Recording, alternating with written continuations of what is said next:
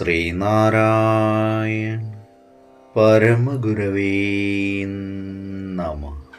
സുപ്രഭാതം. 1707 ദിവസമായ ഇന്ന് 2026 ജനുവരി മാസം 16 വെള്ളിയാഴ്ച. 1201 ആണ്ട് മകരമാസം 2 ഗുരുവചനങ്ങളിലൂടെ അകാര്യങ്ങളിൽ പ്രവർത്തിക്കാതിരിക്കുക. ഇന്ദ്രിയങ്ങളെ കൂടുതൽ പീഡിപ്പിക്കുകയോ ലാളിക്കുകയോ ചെയ്യാതിരിക്കുക. യുക്തമല്ലാത്തവയിൽ അടുക്കാതിരിക്കുക. ഇവ പഞ്ചേന്ദ്രിയത്തെ ശുദ്ധമാക്കുന്നു. ശ്രീനാരായണ ഗുരുദേവൻ.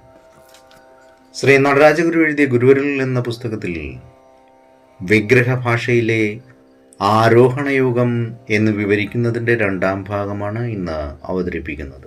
ജ്ഞാനവചസ്സിൻ്റെ ആദിമവും അസംസ്കൃതവുമായ ഭാവങ്ങളുടെ ഉറവിടമായ ദക്ഷിണ ഭാരതത്തിൻ്റെ ഹൃദയസ്ഥാനത്ത് നിന്ന് പടിഞ്ഞാറോട്ട് യാത്ര ചെയ്താൽ നാം കാണുന്നത് ആദ്യം അതീവ പവിത്രമായിരുന്ന ആ ആരാധ്യ വസ്തുക്കൾക്ക് ക്രമേണ ഗൗരവം നഷ്ടപ്പെടുന്നതായിട്ടാണ്.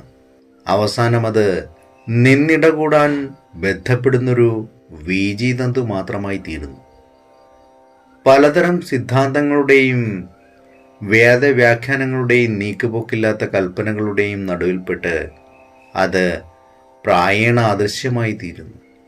ചരിത്രപരമായി നോക്കിയാൽ ഈ ജ്ഞാനവചസ് യുഗാന്തരങ്ങളിലൂടെ അലയാഴികൾക്കപ്പുറത്ത് ചെന്നെത്തുന്നതിനിടയിൽ പുതുക്കി വിലയിരുത്തലുകൾക്ക് വിധേയമാകുന്നുണ്ട്.